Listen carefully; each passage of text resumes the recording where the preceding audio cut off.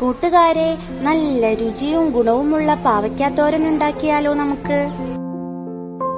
ചീനച്ചട്ടിയിൽ 4 spoon വെളിച്ചെണ്ണ ഒഴിച്ച് ചൂടാകുമ്പോൾ 4 പിടി ചുവന്നുള്ളി ചതച്ചത്, 6 പച്ചമുളക് വട്ടത്തിൽ അരിഞ്ഞത്, 1/4 ടീസ്പൂൺ മഞ്ഞൾപ്പൊടി, 1 ടീസ്പൂൺ ഉപ്പ് ചേർത്ത് നന്നായി വഴറ്റിയിട്ട് 2 ഇടത്തരം പാവയ്ക്ക അത് കനം കുറഞ്ഞ് ചെറുതാക്കി അരിഞ്ഞതും കൂടി ചേർത്ത് ഹൈ ഫ്ലെയിമിൽ 5 മിനിറ്റ് നന്നായി ഇളക്കാം.